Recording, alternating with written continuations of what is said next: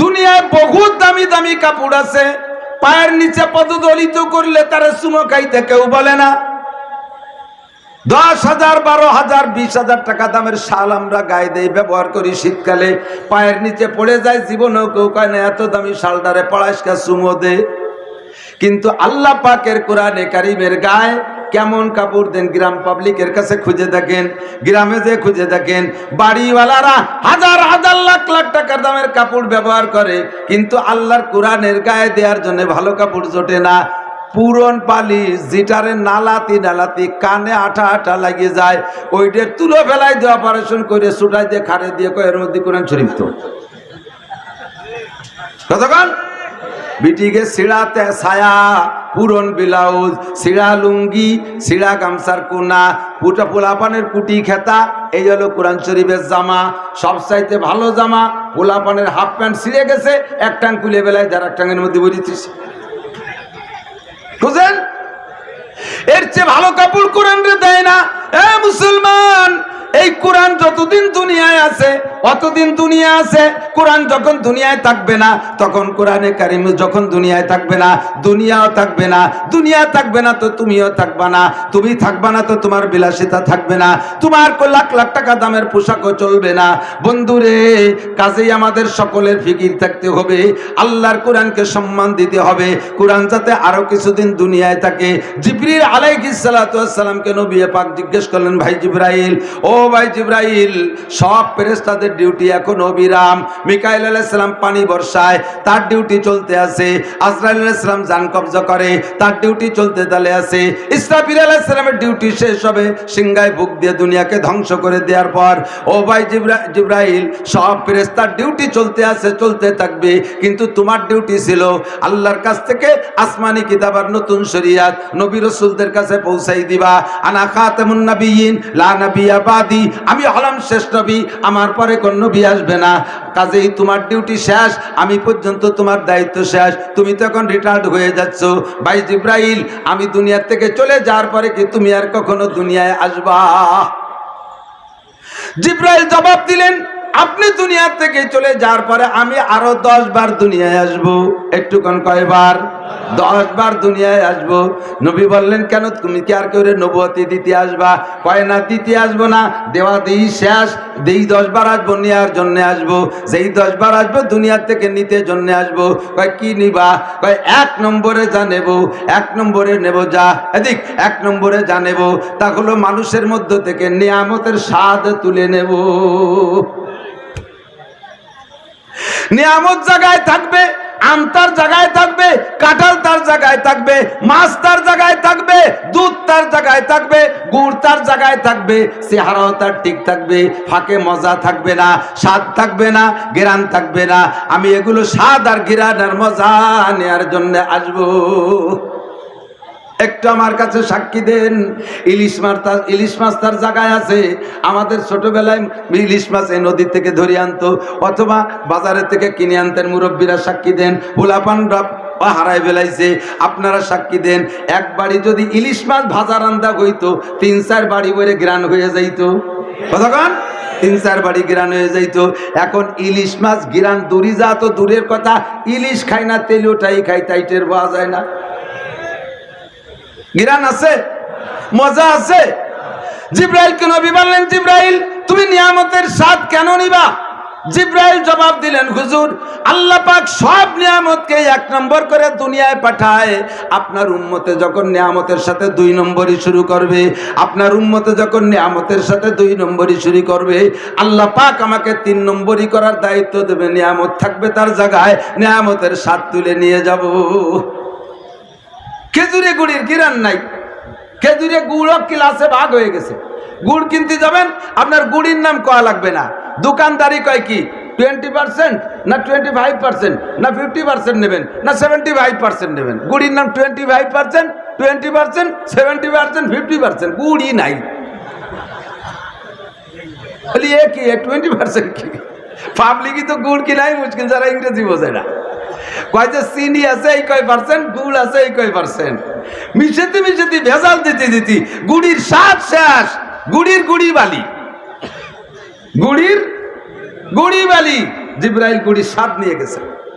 ছোটবেলায় অভাব তো দেখছি, প্রচুর অভাব ছিল, সবকিছু পিওর, কিন্তু অভাব ছিল চরম। স্বাধীনের পরে যা মনে আছে, 1 পোয়া দুধ জ্বালাইতো মা, তার ভিতরে 1 কেজি পানি দিয়ে, তাই চামচ চামচ ভাগ করে দিত। আমরা অনেকগুলো ভাই বোন, 11টা ভাই বোন। লাস্টে যে মার জন্য থাকতো না, মা ওই হাড়ির মধ্যে একটু পানি দিয়ে ভাত মাখায় নিত, তাইতে যে ঘিরান পাইতাম, এখন 5 কেজি দুধ জ্বালাই 1 কেজি বানালিও সেই ঘিরান নেই।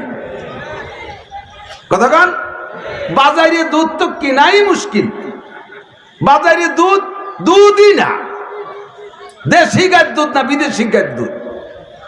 কতক্ষণ এই যে লোহাগাড়া বাড়ির কাছে এক আর্মি কয় তো হুজুর গাই পালি শুধু 1 দুঃখী, একদিন বাজারের তো দুধ কিনে আনছি, বোর কাছে দিছি, দুধ চুক শেখছে, দুধ চলে গেছে হাড়ির মধ্যে, চাকরির মধ্যে চিংড়ি মাছ পটাশ পটাশ করে ভালাচ্ছে।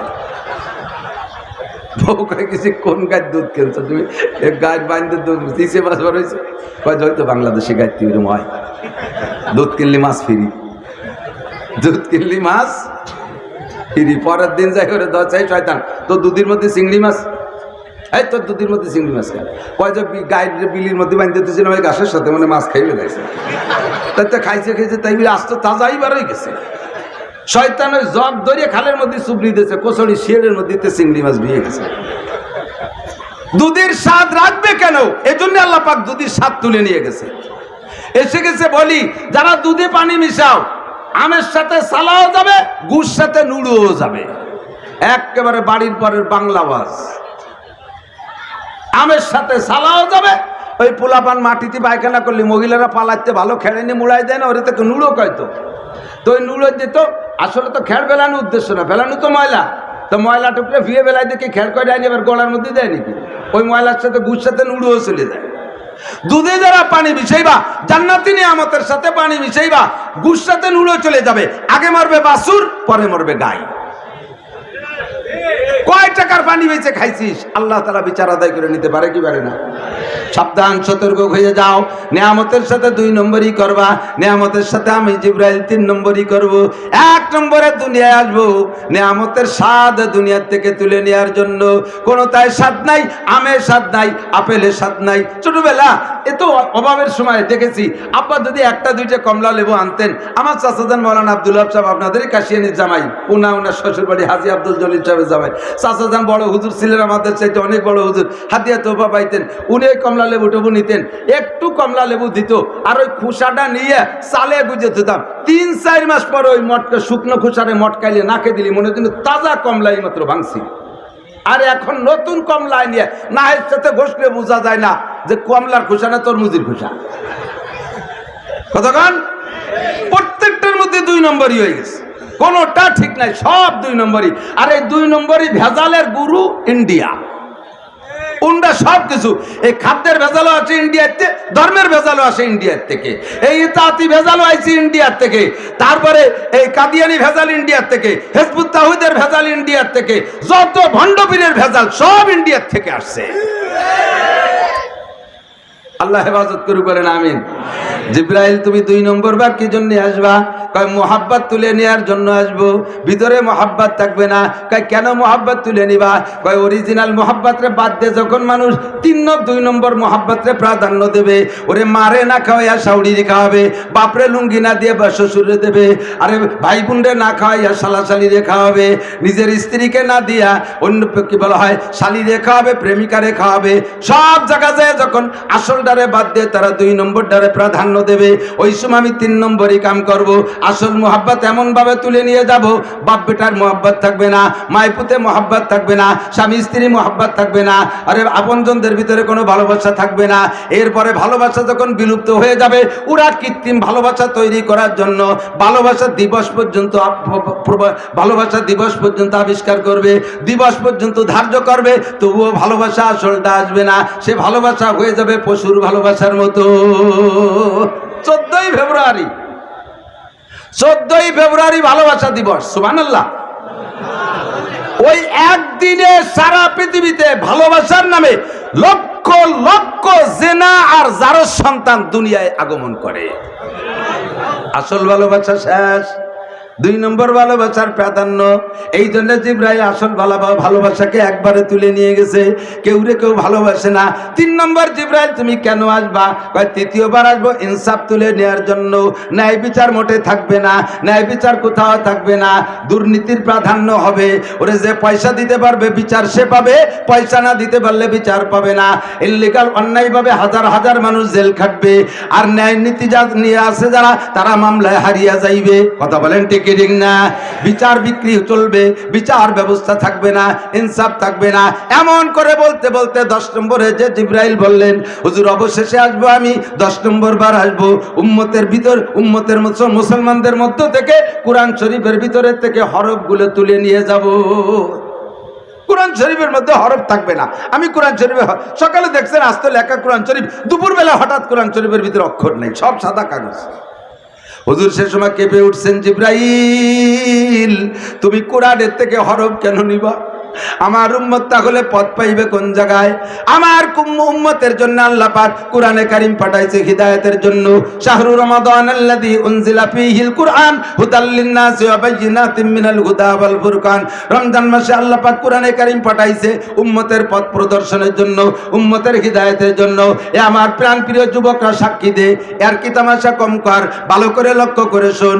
আল্লাহর কোরআন ছাড়া, কোরআনের হিদায়াত ছাড়া জগতে অন্য কোন যত বড় পণ্ডিত যেই ধরনের পাণ্ডিত্য দিয়া সভ্যতার সনদ দিক না কেন, কোরআনের চাইতে বড় সভ্যতার সনদ আর কেউ দিতে পারবে? জোরে বলেন পারবে? কোরআনের চাইতে সভ্যতার সনদ আর কেউ দিতে পারবে না। আল্লাহু আকবার। এই কোরআন আসছে উম্মতের হিদায়াতের জন্য। জিবরাইল তুমি কেন কোরআন তুলে নিবা? জিবরাইল বললেন, হুজুর আপনার উম্মতে যখন কোরআনকে পছন্দ করবে না, কোরআন পড়তে চাবে না, কোরআন শিখতে চাইবে না, বাচ্চাদেরকে কোরআন পড়াবে না, আলেম উলামা পর্যন্ত দুঃখে বুকটা ফাইটে যায়। আলেম উলামা পর্যন্ত নিজেদের ছেলে মেয়েদেরকে মাদ্রাসা বাদ দিয়ে স্টার্টিং বাম দিক ঘুরাইতেছে। আলেমদের ছেলে পেলে বিলকুল মাদ্রাসায় পড়তেছে না, এরকম বহুত আলেম আছে। কিয়ামতের আলামত 15টার ভিতরে একটা আছে তুল্লিম আলী গায়রিদ্দিন। মুসলমানে যখন দিন শিখতে চাইবে না, আলেম হইতে চাবে না, কোরআন পড়তে চাবে না, কোরআন পড়ারে ভিক্ষার বিদ্যা মনে করবে, কোরআনের প্রতিষ্ঠান দেখলে তাদের চোখ টাটাবে, কোরআনওয়ালাদেরকে দেখলে হিংসা করবে, আলেম ওলামাদেরকে কোথাও স্থান দেবে না, মুসলমানরা আলেমদের সাথে বিদ্বেষণা সৃষ্টি করবে, আল্লাহর কোরআন কেউ পড়তে চাইবে না, বাচ্চাদেরকে ইংলিশ মিডিয়ামে দিয়া হাজার হাজার লক্ষ লক্ষ টাকা খরচ করে আরো ক্রেডিট জাড়ে, কলার জাড়বে, কিন্তু কোরআন পড়তে দিয়ে সে জায়গা মোটে গর্ব আর অহংকার, আনন্দই নাই। ভাই আমি তো মক্তব পড়াতে এই হুজুর হইছি। মক্তবে যে সময় পড়াইতাম বাচ্চারে কোরআন শরীফ দাঁড়াবো, বাচ্চার বাপ বামাতে সিগারেট সুন্নতি কায়দায় খায়, এক প্যাকেট বিস্কুট এনে ওর কুনা ভুটো দিয়ে, স্টার বিস্কুটের কুনা ভুটো দিয়ে ওর মধ্যে 5-4 একটা নোট দিয়ে সে তার বাচ্চারা আমি কোরআন শরীফ ধরাচ্ছি মসজিদের মধ্যে, মসজিদের বাইরে দাঁড়ায় হুজুর ধরেন কোরআন শরীফ দাঁড়ানো হাদিয়া দিচ্ছে আমারে, কয় যে আপনার টাওয়ার মধ্যে আছে খুলে নিয়েন। দেই যে এক প্যাকেট স্টার বিস্কুট আর 5 টাকা কোরআন শরীফ দাঁড়ানো হাদিয়া। আমরা তো ছোটবেলা খই বেজে নিতাম গুড় দিয়ে মাহাইয়া, মনে আছে নাকি মুরব্বী? ম্যাট্রিক পাস করলে গোল্ডেন এ প্লাস পাইলে 5 মণ মিষ্টি, জেএসসিতে এ প্লাস পাইলে 2 মণ মিষ্টি, পিএসসিতে এ প্লাস পাইলে 1 মণ মিষ্টি। কোরআন শরীফ ধরছে ছেলে হাফেজ হইছে, 1 কেজি মিষ্টি নিয়ে মাদ্রাসায় আসতে পারে না, খয়রাতি হয়ে গেছে এই জায়গায় এসে। বহুবার শুনেছেন, ইউটিউবে পাবেন আমার এই বক্তব্য। আবারও বলি, আমার 2 ছেলে, আমি ছেলে মেয়েদের ভিতরে ঘোষণা দিয়েছি, হাফেজ হবি। আমার জীবদ্দশায় যদি হাফেজ হও তাহলে আল্লাহ আমার তৌফিক ঠিক রাখলে, বাঁচায় রাখলে, তোমার হাফেজ হওয়ার প্রতিদান আমি 2 কেজি মিষ্টি দেব না বাবা, আমি তোমার হাফেজ হওয়ার প্রতিদান পুরস্কার আমার তৌফিক থাকতে ইনশাআল্লাহ তোমাকে আমি উমরা করাবো, আল্লাহর ঘর দেখায় নিয়ে আসবো, যেখান থেকে কোরআন নাজিল হয়েছে তোর সেই জায়গা দেখায় নিয়ে আসবো। 2 ছেলের উমরা করাইছে 19 সালে, আর ছোট 2 হাফেজ হয়ে গেছে, এই রমজানের পরে নিয়ে যাবো ইনশাআল্লাহ। মেয়ে একটা হাফেজ হয়ে গেছে, আমি 5টা হাফেজের বাপ হয়ে গেছি। আমি নিজে হাফেজ না, আমি হাফেজ না হওয়ার কারণে পাগড়ি পাবো কি পাবো না জানি না, তবে 5টা ছেলে মেয়ে আমার হাফেজ হয়ে গেছে।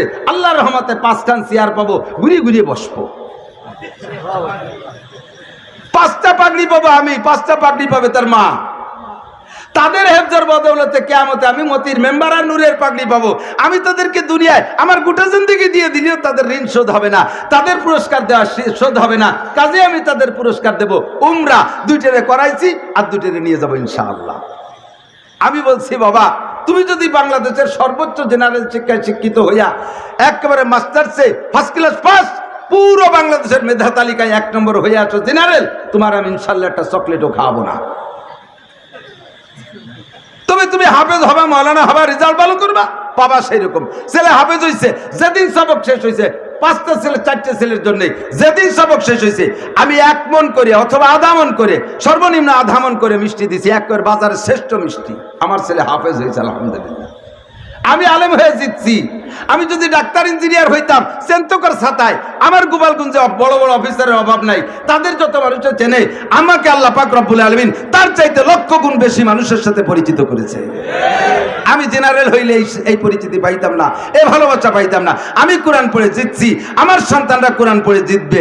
ও দোস্ত, কোরআনের সাথে সম্পর্ক রাখেন, কোরআনকে মহাব্বত করেন। মাদ্রাসা অনেক সময় খুব কোরআন শরীফ দেয়, বাপ মারা গেলে 10 খান কোরআন শরীফ এনে দিয়ে যায়। হুজুর আমরা কেউ ভর্তি পারি না, তোমরা বড়িয়ে বড়িয়ে নাকি দিও।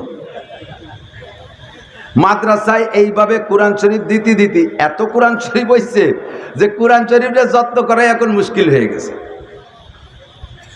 এত কোরআন শরীফ জমে গেছে। এইভাবে পাইকারি দরে কোরআন শরীফ দেবেন না, নিজে পড়া শেখেন। হুজুরের কাছে শুনবেন কোন কোরআন শরীফের দরকার, না হইলে হুজুর তফসির কিনবে, হুজুরকে বলে টাকা দেবেন। উম্মতে যখন কোরআনকে যত্ন করবে না, কোরআনের গায়ে জামা নাই, কোরআনের জায়গা সিট, কোরআনের জায়গা নাই, টেলিভিশন রাখার জন্য 20,000 50,000 টাকা দিয়ে টেবিল কেনে, আরে কম্পিউটার রাখার জন্য সেইভাবে টেবিল কেনে, সব কিছুর জন্য টেবিল আছে, আল্লাহর কোরআনের জন্য কোনো জায়গা নাই, শোকেসের মধ্যে জায়গা নাই, আরে মিটসেপের উপরে মিটসেপের উপরেও জায়গা নাই, টেবিলের উপরেও জায়গা নাই, নিয়ে তুইছে মাছার উপরে কুলার উপরে একখান ভাঙ্গা থাল, তার উপরে কোরআন শরীফ দিয়েছে। কোরআনে কয় আল্লাহ আর তো সহ্য হয় না, কি এর বান্নে রাখ আর একটু দাঁড়া, ওর গোষ্ঠী শুদ্ধ আগে আমি পোস্টিং করে নেই। তারপরে আমি এক মসজিদে ইমামতি করতাম, জুমো পড়াইতাম। গেছি জুমার নামাজের খতিবগিরি করার জন্য, মসজিদের দুয়ারে পা দেওয়ার সাথে সাথে পিছন দিয়ে দেখি লুঙ্গি বইরে টুপলা বান্ধি এক বোঝা নিয়ে আইছে এক যুবক। হুজুর এগুলো কোন জায়গায় রাখতে হয়? আমি বললো কি? কয় যে আমাকে বাড়ি যত কোরআন শরীফ খুলে সব নিয়েছি। তাহলে এগুলো মসজিদের আর জায়গা নাই। কয় রাখলে জায়গা দেন তো দেন, নালি ধুয়ে চলে গেলাম। আলে আর যেখানে ছিল সেই জায়গা দিয়ে থুকে, কয় ছেলে টেবিলের উপরে সে জায়গা টেলিভিশন থুইছে, এখন কোরআন শরীফ তো আর জায়গা নাই। টেলিভিশন টেবিলের পর রাইকে কোরআন রে টেবিলের থেকে নামায় দিছে, ও মসজিদের দরজায় ফেলাই দিয়ে সারিয়া আমি পরে মুয়াজ্জিন সাহেব দিয়ে কবরস্থানে দাফন করে রাখছি, মসজিদেও জায়গা নেই। কোরআনে কয় আল্লাহ আমারে বাড়ি জায়গা দেই নেই, আমারে জামা দেই নেই, আমারে জায়গা দেই নেই। আল্লাহ কয় ওগেও জায়গা দিচ্ছে রে, দাঁড়া। 1 নম্বরে বুড়োটারে বিকেল হতি না হতি পেট সিবে ধরে যা হাসপাতালে যা। হাসপাতালে কিছুদিন থাকতে থাকতে ওই জায়গাতে ডাইরেক্ট কয় কোরআন শরীফ কোন জায়গায়? কয় কবরস্থানে। বুড়োরে কবরস্থানে পাঠা, পোস্টিং কবরস্থানে। আল্লাহর কোরআন পড়বে না, পড়তে চাইবে না, দুনিয়ার সব বিদ্যা পড়বে, আল্লাহর কোরআন পড়বে না, কোরআনকে সম্মান করবে না, কোরআনের ইজ্জত দেবে না। এমন একটা সময় আসবে যেই সময় বন্ধুরে কোরআনে আল্লাহর কাছে অভিযোগ করবে, আর কোরআনের অভিযোগে জিবরাইল আলাইহিস সালাম আচানক কোরআন শরীফের ভিতরে থেকে হরফ তুলে নিয়ে যাবে। যখন কোরআনের মধ্যে হরফ থাকবে না, তখন আল্লাহ পাক বলবেন এই পাইকারি কাফের বেনামাজি বেকুরানি এদেরকে দিয়ে আমার দুনিয়াকে রাখার দরকার নাই, দুনিয়া এদের পালার জন্য নয়। আমার কোরআন যেই জগতে নাই, মোমেন মুসলমান কোরআন পড়নেওয়ালা নাই, ওই দুনিয়ায় দিয়ে আমার দরকার নাই। ইসরাফিল আলাইহিস সালামকে সিংহায় ফুঁক দেওয়ার হুকুম দেবে, দুনিয়াটা ধ্বংস হয়ে যাইবে। কাজেই আমার বন্ধু, আমার প্রাণ প্রিয় যুবকরা, দুনিয়ায় যদি বেশি দিন থাকতে চাও, লাস্টিং করতে চাও, তাহলে আল্লাহর কোরআন সবাই পড়া শেখো, প্রত্যেকে প্ল্যান থাকবে। মুফতি আব্দুল গফফার সাহেব হুজুর বলতেন। এরপরে পাকিস্তানের হাকিম আখতার সাহেব হুজুরের কাছে শুনেছি, উনার কলিবা ঢাকার হুজুর বলতেন যে মুসলমানের একেবারে সবচেয়ে গুরুত্বপূর্ণ শিক্ষা যেটা, সবচেয়ে গুরুত্বপূর্ণ 4-5টা কাজ হুজুর বলতেন। 1 নম্বরে চোখের হেফাজত করো, 2 নম্বরে জবান হেফাজত করো, 3 নম্বরে 2টা হাত হেফাজত করো, 4 নম্বরে 2টা পা হেফাজত করো, 5 নম্বরে কান হেফাজত করো, 6 নম্বরে তোমার পেট হেফাজত করো, হারাম খাইবা না, 7 নম্বরে দাড়ি রাখো মুখে মুসলমান পুরুষ হইলে, 8 নম্বরে এই 8 নম্বরটা 1 নম্বর, প্রত্যেকটা মুসলমান আল্লাহর কোরআনকে শুদ্ধ করে পড়া শেখো। সবচাইতে সহজ, সবচেয়ে সহজ। আরে অন্যান্য সব ভাষার মধ্যে গোজামিল আছে, আল্লাহর কোরআনের মধ্যে গোজামিল নাই। বোঝেন নাই, আর একটু বলে দেই, এদিক তাকান। টি কি কয়, MOTHER কি মাদার, তার টি ট হয়, তা গেল কয় না। এর MO মো হয়, সে মো বাদ দিয়ে মা হলো কে? মতিয়ার রে মাদার কও কে? CHAL কে কি হবে? চক। তে এল এর ল গেল কোয়ানে? পাড়াই গেছে ভিতরের। বার্জার লেখতে জি দিয়ে লেখে, বার্জার। আবার খাবারের যে বার্গার আছে তাও জি দিয়ে লেখে, একবার জি জ থাকে আর একবার জি গ হয়ে যায়।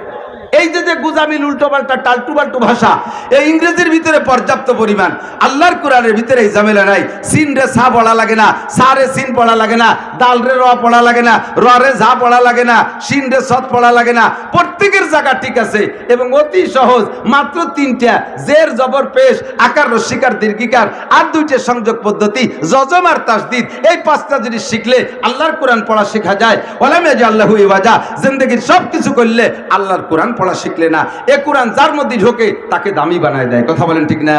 আমি একটু আপনাদের কাছ থেকে জানতে চাই, বাড়ির কোরআন শরীফ, যাদের বাড়ি যে কটা কোরআন শরীফ আছে, আজকের পরে আগামীকালকের ভিতরে 1 সপ্তাহের ভিতরে বাড়ির কোরআন শরীফকে নতুন কাপড় দিয়ে, বাজারের শ্রেষ্ঠ দামি কাপড় দিয়া, সবচেয়ে ভালো কাপড় দিয়া আল্লাহর কোরআনকে জামা দেবেন।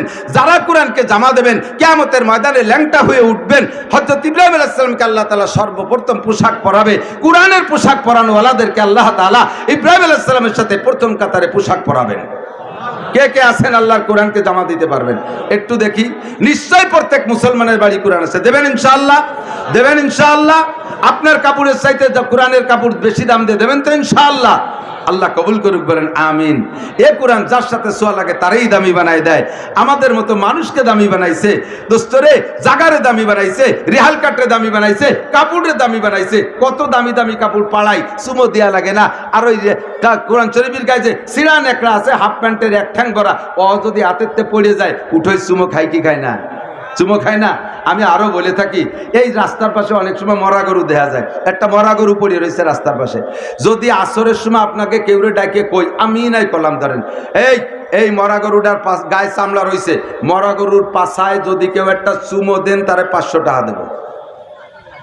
মরা গরুর পাছায় চুমো দিয়ে কেউ আছে নাকি? আছে? আছে? কেউ দেবে না চুমো। একজন কয় যে দিন বইরে ভ্যান চালায় পাইছি 200 টাকার, এক চুমোয় 500। কি করবো, দেবো নাকি চুমো? আবার চুমো দিয়ে যদি টাকা নেই, তাহলে তো দেশ বইরে বদনাম হয়ে যাবে। কি করবো, আবার টাকাও 500। এখন এসে কানে কানে কয় যে শুধু সন্ধ্যের পরে চুমো দিলি দেবেন? ও নেবে এইটা। ওই তুই যে সময় চুমো দিচ্ছ, ওই সময় তোরে 500 টাকা দেবে। তো সন্ধ্যের পরে কয়, তাহলে সন্ধ্যার পরে আসেন, অন্ধকার হয়ে গেলে এই সময় আসেন। তো আসছে যে চুমো দেওয়ার প্রস্তাব দিয়েছে, সেও আসছে। আর চুমো যে দেবে সেও একেবারে না মুই আতরটা তোর ভাইটাই আছে, যে চুমো দিলি গন্ধ টন্ধ না লাগিয়েছে। কাছে কাছে চলে গেছে, বিঘেত খানিক দূরই থাকতেই ও ব্যাক করছে, কয় না চুমো দেবো না। গায়ে শয়তান, তোর জন্য আমি আসরের পড়তে বসে রয়েছি, চুমো তোর দিতে হবে। কয় না ভাই, তোর ভাই ধরি, আমি চুমো দিতে গেলি কে কোন যাইতে লাইট ধরে দেখবে, আর এই দেখ বলে কয়ে বেড়ায় যে মুসির বিটা মুসি, গরুর মরা গরুর ভাষায় চুমো দিয়ে টাকা খাইছে, আমার বংশে ছেলে মেয়ের বিয়ে হবে না। তোর ভাই ধরি, তোর মাপসায় যা হয়েছে অন্যায় হয়েছে, ভাব করে চল তোর চাকা মানে চুমো কে আর দেয়, চলে আইছে। আল্লাহর কুদরত। আল্লাহ কয় তোরে দে এই মরা গরুর ভাষায় চুমো আমি দেয়াতে পারি। আজকে চুমো দিলি 500 টাকা পাইতি, ফিরে যেদিন চুমো দিবি সেদিন 500 টাকা তোর পকেটেতে দিয়ে চুমো দেওয়া লাগবে। এই সিস্টেম আমার কাছে আছে। সকালবেলা মুসিরা গরুর গাইতে চামড়াটা খুলে নিয়ে গেছে, ঢাকার টেনারিতে পাঠাইতেছে। ওখান থেকে মোটামুটি রিফাইনের পরে ইটালি পাঠাইতেছে। ইটালির থেকে ফার্স্ট ক্লাস রিফাইন হইয়া নকশা করে নরম সব বানাইয়া আবার চামড়া বাংলাদেশে চলে আসছে। বাংলাদেশে যারা কিতাবাদি বই পুস্তক বান্ডিং করে, তারা ওই চামড়াটা কিনে নিয়া ওই পাশার দিকের থেকে এক টুকরা কাইটা কোরআন শরীফের গায়ে বান্ডিং দিয়ে দিছে। সেই কোরআন শরীফ চলে আইছে কাইসিন বাজারে। আর ওই লোকের ছেলে বাটইদুবা মাদ্রাসায় পড়ে, হেফজ শুরু করবে। ছেলে আছে, আব্বার গলা জড়াই দিচ্ছে, আব্বু আমি সেদিনকে মোহতাজ চৌধুরীর সাথে কাশিনে গেছি, হেফজখানায় একটা হেফজ কোরআন শরীফ আমি কুতুবখানায় দেখে আসছি, চামড়ার বান্ডিং, আমার ওইটা না কিনে দিলে আমি হেফজ পড়বো না। আমি হাফেজ হবো, নুরির পাগড়ি মতির মেম্বার তোমরা বাবা, আমার কোরআন শরীফ ওইটা কিনে দিতে হবে। দাম শুনেছি একদম 500 টাকা। বাপে দেখছে ছেলে হাফেজ হবে, 500 টাকা ভ্যান খান বন্দুক থুইয়া যায় সেই কোরআন শরীফ কিনছে। মুসলমান অজু বানায় গেছে কোরআন শরীফ কিনতে। কোরআন শরীফ কিনিয়া মুসলমানের স্বভাব আগে বুকের সাথে লাগায়, কতক্ষণ এরপর একটা সুমো খায় কিনা, সুমো খায়, খুলে ভিতরে আগে খায় না উপরে আগে খায়, উপরে আগে খায়। উপরে যে জায়গায় সুমো লাগাইছে ওই জায়গায় সেই মরা গরুর ভাষার চামড়া। আল্লাহু আকবার। কি মিয়া সাআদাত, ভাগ্যের পরশ। এ কোরআন শরীফ পরশ পাথরের চাইতে দামি, এর সাথে যার ছোঁয়া লাগে তারে দামি বানায় দেয়, মরা গরুর সুমো খার যোগ্য বানায় দিয়েছে। কথা বলেন ঠিক কিনা? শরফুল মাকানে বিল মাকিন, রমজান মাসকে দামি বানাইছে 1000 মাসের চাইতে বেশি। ও দোস্তরে লাইলাতুল কদরকে দামি বানাইছে 1000 মাসের চাইতে বেশি। মক্কারে দামি বানাইছে দুনিয়ার ভিতরে শ্রেষ্ঠ, মদিনারে দামি বানাইছে, হাজার হাজার মানুষকে কোরআনের ওসিলায় দামি বানাইছে। ওই সরমুনায় সরের উপরে একটা কালো মানুষ, হাফসিদের মতো চেহারা, তুতির উপরে অল্প সাইডে দাড়ি, একেবারে ঠোঁট দুইটা মোটা মোটা, দেখতে অতটা ডকশক না, পোশাক আশাকের কোনো ডক নাই, সাধারণ একটা লুঙ্গি পরে, গলা কাটা একটা পাঞ্জাবি পরে। ওই লোকটার নাম ফজলুল করিম। ওই লোকটার জন্য হাজার হাজার লক্ষ লক্ষ মানুষ পাগল, লক্ষ লক্ষ মানুষের পীর। বন্ধুরা, ওই কালো মানুষটারে এত মানুষের প্রিয় বানাইছে কিসে? একমাত্র আল্লাহর কোরআনের ছোঁয়া। ঠিক কিনা? আপনারা আপনি দামি বানাইতে পারেন। নবী পাক বলেন, খায়রুকুম মান তাআল্লামাল কুরআন ওয়া আল্লামা, তোমাদের মধ্যে সবচাইতে দামি ওই ব্যক্তি, সবচেয়ে ভালো ওই ব্যক্তি, আমাদের সবচেয়ে ভালো ওই ব্যক্তি যে ব্যক্তি কোরআন পড়ে আর পড়ায়। মাস্টার কোরআন পড়লে মাস্টার দামি, ছাত্র কোরআন পড়লে ছাত্র দামি, প্রফেসর কোরআন পড়লে পড়াইলে সে দামি। ওরে বিশ্ববিদ্যালয়ের শিক্ষক যদি কোরআন পড়ে আর পড়ায় তাহলে সে দামি, পুলিশ যদি কোরআন পড়ে আর পড়ায় সে দামি, আর্মি কোরআন পড়বে পড়াইবে সে দামি, কৃষক যদি কোরআন পড়ায় আর পড়ে সে দামি, ওরে মহিলা যদি কোরআন পড়ে আর পড়ায় তাহলে দামি। দেখেন এক সময় মেয়েদের এই পাইকারি হারে মেয়েদের বিবাহর অবস্থাটা খুবই খারাপ, কারণ মেয়ের সংখ্যা তো বেড়ে গেছে, সেই হারে বিয়ে হচ্ছে না। আল্লাহর রহমতে এখন আমাদের মহিলা মাদ্রাসার মেয়েদের অ্যাডাল্ট হতে না হতেই চতুর্দিক দিয়ে প্রস্তাব। আমার কাছে 100-র উপরে জেনারেল উচ্চ শিক্ষিত ছেলের বিবাহের প্রস্তাব দেওয়া রয়েছে। হুজুর, একটা মহিলা মাদ্রাসার মেয়ে আমার সাথে একটু বিবাহের গটকালি করে দেন। আমি কই যে আমি গটকালি করি না, আমি যে বিয়ের গটকালি করি ও বিয়ে টেহে না, খালি খালি আমার ওখানে লাগাইস না। আমি বিয়ের বরযাত্রী গেলেও বিয়ে নষ্ট হয়ে যায়, আমারও ও কাজে লাগাইস না। নিজের বিয়েটা কোনো মতো টিয়াইতে পারছি, তোরা আমার কাছে লাগাইস না। শত শত জেনারেল উচ্চ শিক্ষিত, আমি তোরা কলেজে পড়েছি, কলেজের মেয়ে বিয়ে কর। হুজুর, ও খালি মাইয়ে আছে, ওর মধ্যে কিছু নাই, কিছু নাই, সব শেষ হয়ে গেছে। ও মেয়ে ছেলে হয়ে গেছে, মেয়ে ছেলে, মেয়েরা সব ছেলে হয়ে গেছে। প্যান্ট পরে, শার্ট পরে, জিন্সের প্যান্ট পরে। মাঝে মাঝে বলি, একেবারে ওয়াকেই বাস্তব ঘটনা। মেয়েরা প্যান্ট পরবে, মেয়েরা শার্ট গায়ে দেবে, উড়না পরবে না, মাথার চুল ছেলেদের মতো বব কাটিং কাটবে। এ কোন জামানায় এসে পড়ছি? ইমান ঠিক রাখা বহুত বড় কঠিন। কতক্ষণ? আল্লাহর রহমতে আমাদের মহিলা মাদ্রাসার মেয়েদের দেখেন, ছোট ছোট মেয়েরা একটুক একটুক মাইয়া বোরকা পরে যখন হাঁটে মনে হয় যেন পেঙ্গুইন পাখি হাঁটতেছে। এত ভালো লাগে, দুনিয়ার কোন পোশাক অত ভালো লাগে না, মেয়েরা বোরকা পরলে যত ভালো লাগে। কতক্ষণ ঠিক না? ছোট্ট ছোট মেয়েদের মেধা বেশি। হুজুররা তো পড়াচ্ছে, পুরুষ মাদ্রাসা আছে, মহিলা মাদ্রাসা আছে। শুনে দেখেন হুজুরদের কাছে, মেয়েরা মেধাবী, মেয়েরা পড়ুয়া। ছেলেদের 3 বছর লাগে হাফেজ হইতে, মেয়েদের 1-1.5 বছরের মধ্যে হাফেজ হয়ে যায়। এবং তাদের হাতের লেখা এরকম, রিডিং পড়া এরকম, পরীক্ষায় তাদের রেজাল্ট অনেক ভালো। আমি চট্টগ্রাম গিয়েছি, কক্সবাজার, বাঁশখালী মাদ্রাসা, বাঁশখালী মাওলানা আখতারুজ্জামান সাহেবের মাদ্রাসা। ওর দাওরার, ওই মাদ্রাসার দাওরার মহিলা 50 জন এক ক্লাসে। তো ওনার সিস্টেম হলো, প্রত্যেক বছর ওনার মাহফিলে যারা প্রধান বক্তা আসে, এই প্রধান বক্তারে দিয়ে যদি ভালো আলেম হয় তাহলে তারে দিয়ে বুখারী শরীফের একটা ক্লাস মেয়েদেরকে পড়ায়। তো আমি গেছি, আমি ভালো না মন্দ তা আমি জানি না। উনি আমার কলেজ, আপনি প্রধান বক্তা, আপনি তো মুহাদ্দিস মানুষ, সাইকুল হাদিস, আমার মেয়েদের একটা সবক পড়ান। আমি আজীব হয়ে গেছি। মেয়েরা তো ভিতরে দেখা যায় না, বাইরে মাইক দেওয়া, ওদের কাছেও মাইক আছে, সাউন্ড বক্স 2 দিক আছে। তো আরবি হাদিসের ক্লাসের সিস্টেম হলো, উস্তাদ শুনবে, ছাত্ররা রিডিং পড়বে, হাদিসের ইবারত রিডিং কোরআন শরীফের মতো পড়বে। যেই হাদিসটার ভিতরে একটু ব্যাখ্যা আছে, উস্তাদ ওইটার ব্যাখ্যা বলে দেয়। তর্জমা বলার দরকার হলেই বলে, নাহলে বেশিরভাগই বলে না। আমি রিডিং আগের থেকে মোতালা করে গেছি, দেখে গেছি 6 নম্বর পৃষ্ঠার কত নম্বর ছাপা যেন আমি মোতালা করে গেছি। ওরা জানে না যে আমি কোন জায়গা দিয়ে পড়াবো। আমি যাই বসেই বললাম 6 নম্বর পারা, কোরআন বুখারীও 30 পারার মতো, কোরআন শরীফের মতো 30 পারা, 6 নম্বর পারা খোলো, এত নম্বর পৃষ্ঠা খোলো। খুলছে, আমি বললাম পড়ো একজনে। আজীব, আমি জীবনে এরকম ইবারত শুনি নেই। একটা মেয়ে ইবারত পড়লো, সে তো দেখাও নাই, সে জায়গাতে সে দেখে নাই, একবারও দেখে নাই, দৌড়েই সে সর্বোচ্চ 2 থেকে 3 নিঃশেষে বুখারী শরীফের এত বড় এক পৃষ্ঠা পড়ে দিছে, একটা নুক্তাও ভুল নাই, এত সুন্দর।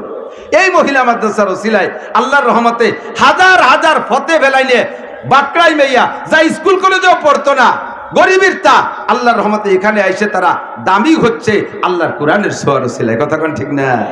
আর অল্প দিনের ভিতরে তারা শরীয়ত শিখবেন। আমি বাড়ি বসে অজু বানাচ্ছি, আমার বাইরে একটা অজুর টেপ আছে, আমার ছোট্ট একটা মাইয়া মাত্র 2-3 দিন গেছে মাদ্রাসায়, ও আইসিয়া খুব গভীরভাবে আমার অজু দেখতেছে। আমি বললাম, আম্মু তুমি অজু পারো না, তুমি অজু শিখতেছ? কয় না, আমি তো অজু পারি, তোমার অজুর ভুল ধরতেছি। তুমি অজুর মধ্যে কোথায় ভুল করো আমি তাই দেখতেছি। তা আমি বললাম যে অজুতে ভুল করছি আমি কোনো জায়গা? হ্যাঁ, তুমি 2টা ভুল করছো অজুতে। কি ভুল করছি? কয় যে 1 নম্বরে অজুতে 3 বার কুলি করা সুন্নাত। ও বলিয়েছে অজুতে 3 বার কুলি করা সুন্নাত, আর আমি কুলি করছি অনেকবার। ও আমার কাছে অজুতে 3 বার কুলি করা সুন্নাত, তুমি 7 বার করছো। আমি কই মা, আমি তো একটু পান ফোন খাইয়ে, পান খা কুলি 3 কুলিতে হয় না। কয় আজীব, আচানক এটি তোর হুজুর শিয়াই দেয়নি অটুক মাইয়া। ও কইতেছে তোমার কুলি, পান খা কুলি আগে করবা, অজুর কুলি তুমি আলাদা করবা। কথা কিন্তু ঠিক, আসল মাসালাও তাই। অজুতে 3 বারের জায়গায় 4 বার কুলি করা সুন্নতের খেলাফ। অজুতে মুখে 3 বার পানি দিয়ে ডলে মিলে পৌঁছানো 4 বার দেওয়া সুন্নতের খেলাফ। হাত 3 বার ধোয়া সুন্নাত, 4 বার দেওয়া সুন্নতের খেলাফ।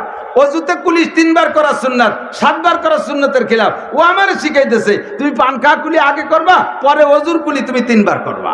আমি মা আল্লাহ তোরে বাঁচায় রাখুক, তুই ঠিকই বলেছিস। 1 ভুল।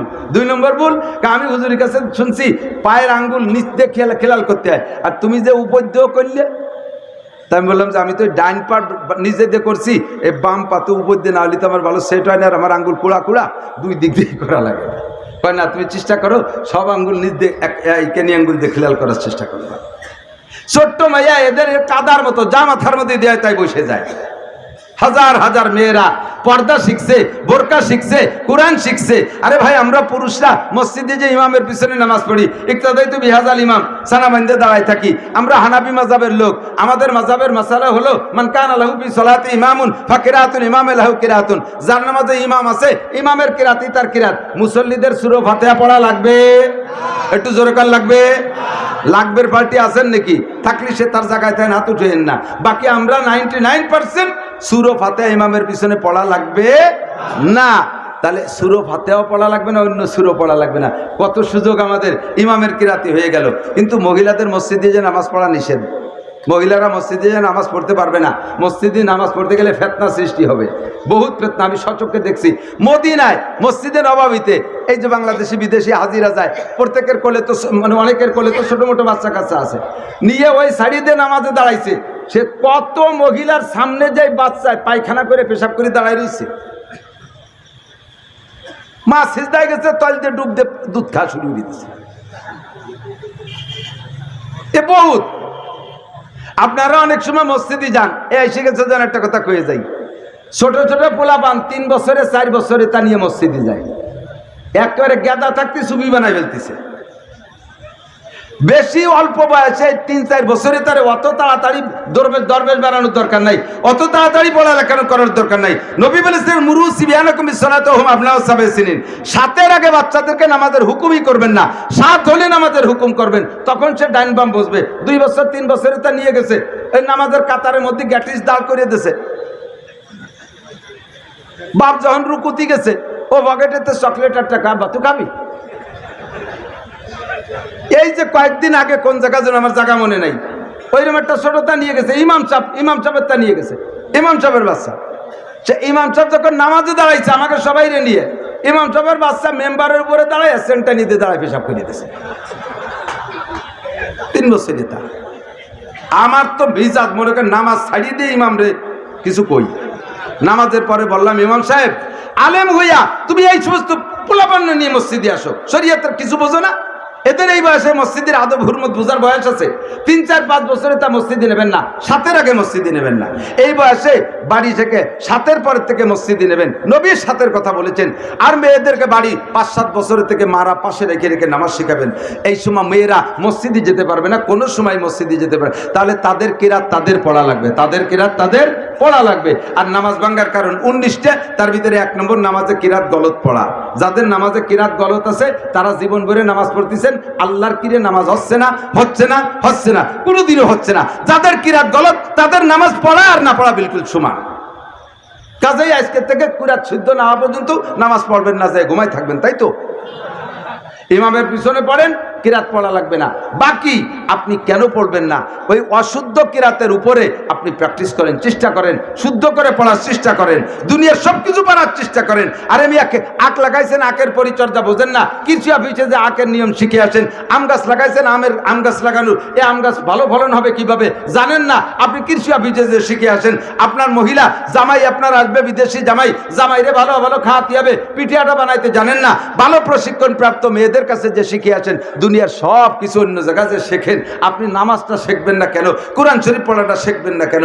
আল্লাহর রহমতে আমাদের মহিলা মাদ্রাসার ওসিলায় হাজার হাজার মেয়েরা শুদ্ধ করে কোরআন শরীফ পড়ে, এমন সুন্দর তাদের তেলাওয়াত, জবানও পরিষ্কার, কণ্ঠ চিকুন, শুনতে ভালো লাগে। কথা বলেন ঠিক কি ঠিক না?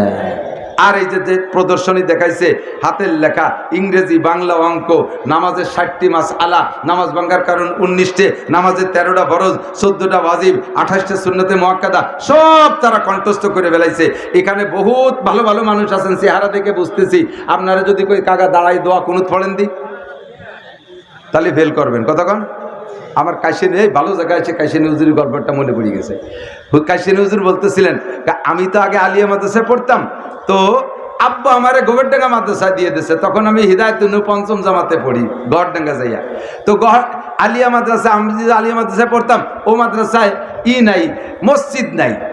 আর গ্রাম গায়ের মসজিদ শুক্রবারে খালি জুমার নামাজ পড়াতে মুন্সি জামাইছে, জুমো পড়ায় দেয়, ওক্তীয় নামাজে জামাত হতো না। মনে আছে নাকি মুরব্বীরা? ওক্তীয় নামাজে জামাত হইতো না, আমাদের ছোটবেলায় আমরা দেখছি। শুধু জুমর নামাজে এক মুন্সি সাহেব একটুকু এখন খুতবা এনে তাদের জুমর নামাজ পড়ায় দেয়। তো গহরডাঙ্গা এসে দেখি জামাতে নামাজ পড়ে, বিশাল মজা লাগে। তখন বাড়ি যে আমার নিয়ত হলো যে বাড়ি যে ইনশাল্লাহ আমাদের মসজিদে 5 ওয়াক্ত জামাতের ব্যবস্থা করব। তো সবার ছুটি দেশে, সে সময় তোর মাইক টাইক নাই, ওই পোস্টার দিয়ে দেশে গাছিন, পোস্টারে মোড়াইয়ে হরেন বানাইয়ে আমি শেষ রাত্রে উঠে আমাকে পাড়া বইরে ডাকি বেড়েছে। এই বাটার দুবা কাশিনী হুজুর বলছিলেন, পাড়া বইরে ডাকছি, ডাকিয়ে বেশ মুসল্লি গুছাই ফেলাইছি। ওই ইমাম সাহেব অন্যদিন ফজরে আসে না, ইমাম সাহেব আমার ডাকে আজকে আসছে, যিনি জুমো পড়ায়নি ইমাম। তা আইসে ফজরের নামাজ ইমাম সাহেব, আমি ইমাম সাহেবই পড়াইছে, আমার আর দেই নেই, আমি তো গুছাই দিছি। ইমাম সাহেব নামাজ পড়ে সালাম ফিরাইয়া এখন বলতেছে, এই মান্নান গোবরডাঙ্গা মাদ্রাসায় পড়ে, ওই জায়গাতে কি দেখিয়ে আইছে, আইসেই গ্রাম ঘুরে সারা গ্রামের মানুষ ঘুম ভাঙ্গায় ডাইয়ে মসজিদে নিয়ে আইছে। আচ্ছা ঠিক আছে, আইসো ভালো হয়েছে, বসো, একটা উঠতে পারবে না, এক পাশে আত্মাহিয়াতু শুনো, এক পাশে আমার আত্মাহিয়াতু শুনো। উনি জানে যে আত্মাহিয়াতু শুনতে গেলে কেউ পারবে না, একদিন ইন্টারভিউ নিলে ভয় তারিরা কোনোদিন আসবে না। আর আমারও এরকম উক্ত মসজিদে আসা লাগবে না, ইমাম সাহেবের ঝামেলা কমিয়ে গেল। উনি এই প্ল্যান করিয়া এক দাঁড়িয়ে আত্মাহিয়াতু শুনে শুরু করছে। একজনে শুনেছে পুরো, আর একজনে অর্ধেক, আর একজনে পারে নাই, তারপরের জন পারছে। 5ম নম্বর জন স্থানীয় এক মাতুব্বার, সে মাতুব্বার কি রাতা তার আমি জানি না, হুজুর খুঁজছে কি আপনাকে পাঠাই দুবার মাতুব্বার। এখন মাতুব্বার সব আত্মাহিয়াতু পারে না, উনার আগের জন ভালোই পড়ছে। এখন মাতুব্বার, হ্যাঁ মাতুব্বার তুমি বলো, তা মাতুব্বার পারে না, কয় হয় ওই তো উনি আগে যা পড়ছে ওই তো, তাই তো আত্মাহিয়াতু তো তাই, উনি যা পড়ছে আত্মাহিয়াতু তো তাই, মাতুব্বারই কায়দায় কইতেছে। এখন সবাই চাচ্ছে মাতুব্বার না বললে আমরা শুনবো না, এই কয়ে চিল্লে ফেলে বাড়ি চলে গেছে। এর মধ্যে বহুত মাতুব্বার আছেন, আত্মাহিয়াতু কইতে গেলে পারবেন না, দোয়া কুনুত কইতে গেলে পারবেন না, সূরা ফাতিহা কইতে পারবেন না। কথা বলেন ঠিক না? ছোট্ট ছোট্ট বাচ্চারা কি সুন্দর পড়ে। জানাজার এলান শুনছেন, শোক সংবাদ চলে আসছেন, জাগ দরিয়া জানাজার দোয়া কয়জন পারেন? মুখ বন্ধ আর দাঁড়িয়ে গেছে, ভুতুড়িয়ে জানাজা। বড় নেতা হলে তো জানা যায় বহুত লোক, সামনে দিয়ে এক কাতার হিন্দুই দাঁড়ায় যায়। বড় বড় নেতা হিন্দু আছে, প্রথম কাতারে হিন্দুরা দাঁড়াচ্ছে, হিন্দুকে আবার পিছনে কাতা দিলে মন খারাপ হয় নাকি যে মুসলমানরা পার্সিয়ালিটি করতেছে। তুই যেমন নমো, তোর জানাজা হবে নমো মার্কা জানাজা। কথা বলেন ঠিক না? নামাজি হও, তুমি জানাজার ভিতরে দোয়াটা পড়া শেখো। আসো এখানে, আসো, শেখো। আমাদের ছোট ছোট বাচ্চারা শেখে। আল্লাহর রহমতে এই দুনিয়ার থেকে কুসংস্কার দূর হচ্ছে, মূর্খতা দূর হচ্ছে একমাত্র কোরআনের শিক্ষার ওসিলায়। কোরআন মাদ্রাসায় পড়নেওয়ালা ছেলেদের খবর নেন। একটা ছেলে এবা খায় না, গাঁজা খায় না, ফেন্সিডিল খায় না, হিরোইন খায় না, এর ব্যবসা করে না, রাস্তায় রশি টানায়, মোটরসাইকেল কাটে না, রাস্তায় গাছ কেটে বেলায় গাড়ি ডাকাতি করে না, পরের ঘরে সিং কেটে চুরি করে না, অপহরণ করে না, দর্শন করে না, মেয়েদেরকে অ্যাসিড মারে না। মাদ্রাসার শিক্ষাই হলো অরিজিনাল কোরআনের শিক্ষা, আদর্শ মানুষ গড়ার শিক্ষা। ঠিক কিনা? আমরা একটু চেষ্টা করি আমাদের ছেলে ঘর থেকে এক একটা আলেম বানানোর চেষ্টা করব। ঘর থেকে এক একটা আলেম বানানোর চেষ্টা করব। প্রত্যেক ঘরে যদি একজন আলেম হয়, ইনশাল্লাহ ওই ঘরের ভিতরে এই জাতীয় নোংরামি হবে না, এই জাতীয় নোংরামি হবে না। কথা বলেন ঠিক না? সবাই আলেম হয়ে গেলে তারপরে সব হুজুরকে ওয়াজ করবে। আরে ওয়াজ লাগবে না, আলেম হয়ে গাড়ির ড্রাইভার হোক, আলেম হয়ে গাড়ির ড্রাইভার হোক। আমার ড্রাইভার হাফেজ সাহেব, এর আগে হাফেজ সাহেব ড্রাইভার ছিলেন। হাফেজ মানুষ, ভালো হাফেজ, ড্রাইভারি করে, 18-20 হাজার টাকা বেতন দেয়, আলহামদুলিল্লাহ সে সুন্দরভাবে চলতেছে। অসুবিধা কি? একজন ড্রাইভার যদি আলেম হয়, সে গাড়িতে উঠা দোয়া কালাম সব পড়বে, নাপাক অবস্থায় গাড়িতে উঠবে না, গাড়ির স্টার্টিং ধরবে না, সে গাড়িতে উঠে দোয়া পড়বে। জাস্ট টাইমে নামাজের রক্ত হলে একটা মসজিদের পাশে নিয়ে গাড়ি দাঁড় করে দিয়ে সবাইরে ডাকবে, আসেন আমরা নামাজ পড়ি আসি। কথা বলেন ঠিক না? আর যদি গাঁজাখোর ইয়াবাখোর হয়, ওর কাছে নামাজের সুযোগ চালিয়েও টাইম দেয় না, নামাজের সুযোগ দেয় না, গাড়ি টানতেই তালে থাকে। এরপরে যে এক জায়গাতে দুমড়ি খেয়ে পড়ে যায়, গোষ্ঠী শুদ্ধ শেষ করে ফেলাই দেয়। তো গাড়ি হাফেজ আলেম ড্রাইভার হোক, কৃষক ড্রাইভার হোক, আলেম হোক, ব্যবসায়ী আলেম হোক, তাহলে ব্যবসাটা কোরআন সুন্নাহ অনুযায়ী হবে। আলেম কৃষক হোক, খেত খামার কোরআন সুন্নাহ অনুযায়ী হবে। আলেম মেম্বার হোক, ওয়ার্ডটা সুন্দরভাবে ইসলামী কায়দায় চলবে।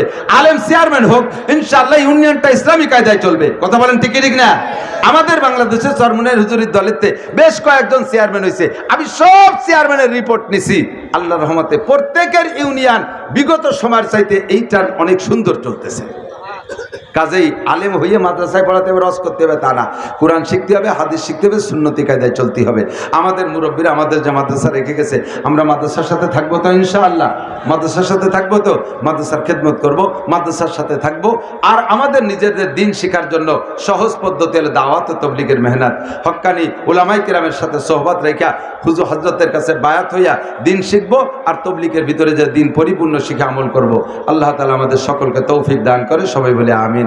আমরা দুরূদ শরীফ পড়ি। আল্লাহুম্মা সাল্লি আলা মুহাম্মাদিন ওয়া আলা আলি সাইয়্যিদিনা মুহাম্মাদিন ওয়া বারিক ওয়া সাল্লিম।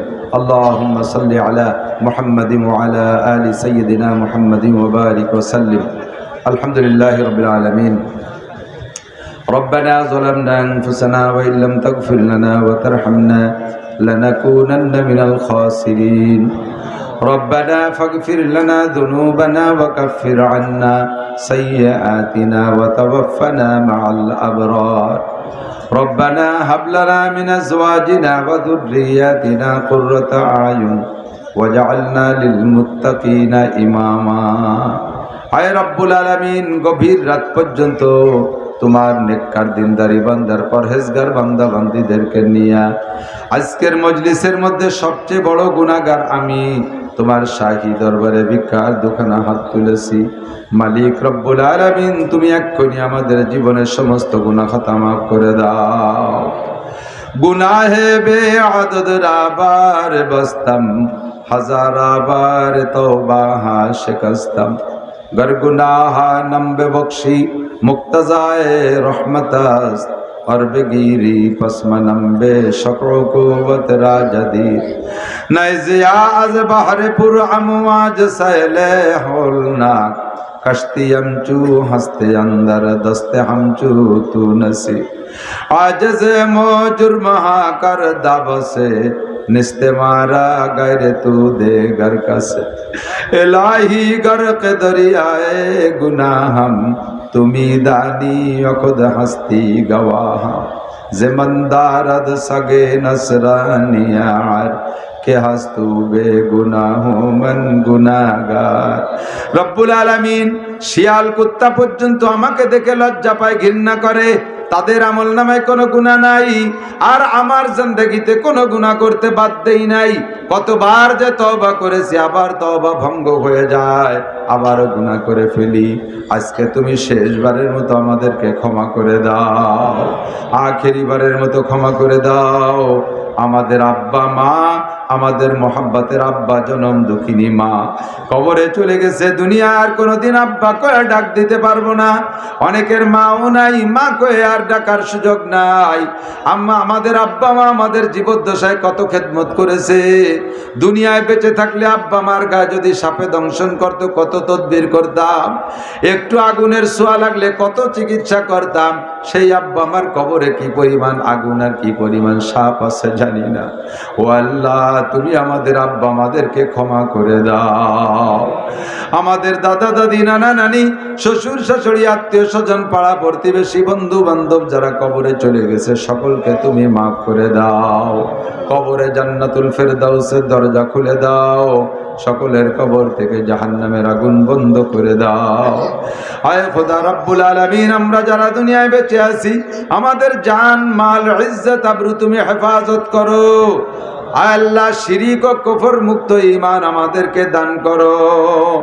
আয় আল্লাহ, পাক্কা ঈমান আমাদেরকে নসিব করো। বেদাত মুক্ত পরিপূর্ণ সুন্নতি আমল আমাদের সবাইকে করার তৌফিক দান করো। আয় আল্লাহ, পূর্বপুরুষ ধরে আমাদের হাড়ে নাড়ের ভিতরে বিভিন্ন প্রকার বেদাত ঢুকে আছে। উলামায়ে কিরাম বর্তমানে যেভাবে আমাদের পরামর্শ দেয় সেই বেদাতগুলো ছেড়ে দিয়ে সুন্নতি আমল করার তৌফিক দান করো।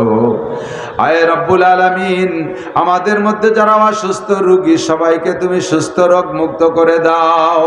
ডায়াবেটিসের রোগী, হার্টের রোগী, ক্যান্সারের রোগী, আলসারের রোগী, স্ট্রোকের রোগী, বিভিন্ন রোগী, জন্ডিসের রোগী, লিভারের রোগী, সব রোগীদেরকে আল্লাহ তুমি সুস্থ করে দাও।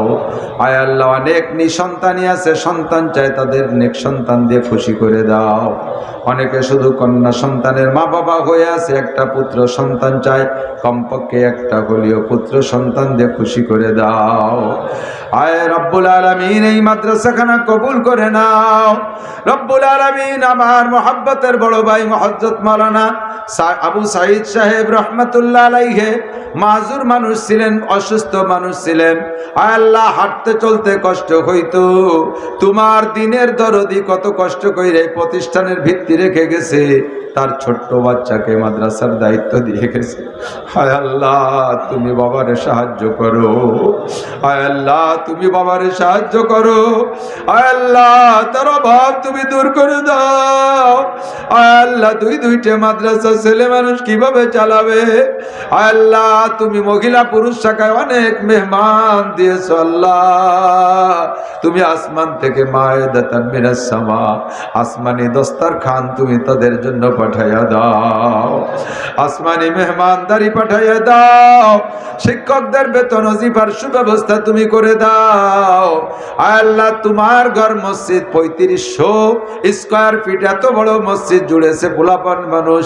আল্লাহ, তুমি তোমার আসমান থেকে মাল আসবাব পাঠাই দিয়া মসজিদটাকে পূর্ণ করে দাও। তোমার যে সকল বান্দারা এই মাদ্রাসা মসজিদে দান করেছে, দানকারীদেরকে তুমি কাবা ঘর নির্মাণকারী, মসজিদে কুবা নির্মাণকারী, মসজিদে নবাবী নির্মাণকারীদের সাথে জান্নাতি করে দিও। আয় আল্লাহ, আনসার ও বদরি সাহাবাদের সাথে তাদেরকে জান্নাতি করে দিও। আয় আল্লাহ রাব্বুল আলামিন, বিনা হিসাবে তাদেরকে জান্নাতে পৌঁছাই দিও। দুনিয়ায় হালাল ভাবে লাখ লাখ কোটি কোটি টাকার মালিক বানায় দিও। আয় আল্লাহ, নেক সন্তানের আব্বা মা হওয়ার তৌফিক দান করো। ঘরে ঘরে এক একজন হক্কানি আলেম পয়দা করে দাও। এদেশে আরো আব্দুর রাজ্জাক কাসেমি, আব্দুল মান্নান কাশিয়ানি, আয় আল্লাহ আরো মাওলানা আবু সাঈদ লাগবে, তুমি ঘরে ঘরে বড় বড় আলেম পয়দা করে দাও।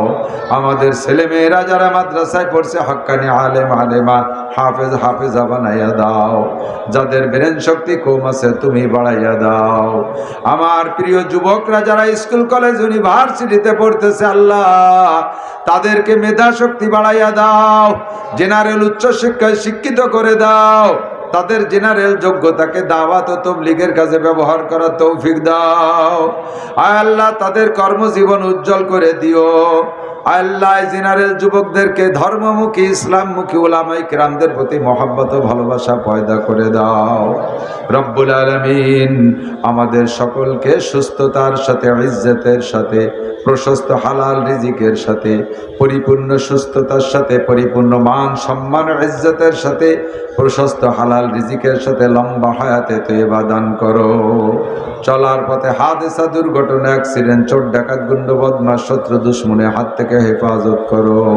তোমার অনেক বান্দা বিভিন্ন নিয়ত করে দোয়া চেয়েছে, সকলের নাম আলাদা করে বলা সম্ভব নয়। তুমি জানো যে যে আশা নিয়ে দোয়া চেয়েছে সকলের নেক আশা তুমি পূরণ করে দাও, প্রত্যেকের নেক আশা পূরণ করে দাও।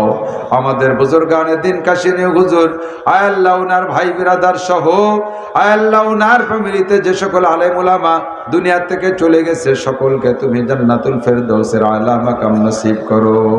যারা বেঁচে আছে সকলকে দ্বীনের খাদেম হিসেবে কবুল করে নাও। ওই বংশে আরো বড় বড় আলেম পয়দা করে দাও। আমাদের সকলকে জীবদ্দশায় একটা বার হলে হজের নিয়তে মক্কা মদিনা দেখার তৌফিক দাও। মরণের সময় আল্লাহ তুমি জবানে কলেমা তয়্যিবা জারি করে দিও। মহিলা মাদ্রাসার শিক্ষিকা ছাত্রীদেরকে তুমি কবুল করে নাও, তাদেরকে আলেমা হাফেজা বানাইয়া দাও। উপযুক্ত বয়সে দিনদার কর্মঠ ভদ্র ছেলে দেখে বিবাহের ব্যবস্থা করে দিও। এ মাদ্রাসার মেয়েদেরকে তাড়াতাড়ি বিবাহের ব্যবস্থা করে দিও। তাদের মান সম্মান ইজ্জত তোমার কুদরতি নজরে তুমি হেফাজত করো। আমাদের দোয়া তোমার হাবিবের তুফাইলে কবুল ও মঞ্জুর করে নাও। রব্বিরহামহুমা কামা রব্বায়ানি সগীরা রব্বি জিদনি ইলমান নাফিআ। সাল্লাল্লাহু তাআলা আলা খায়রি খালকিহি মুহাম্মাদিন ওয়া আলিহি ওয়া সাহাবিহি আজমাইন বিরহমাতিকা ইয়া আরহামার রাহিমিন। আসসালামু আলাইকুম।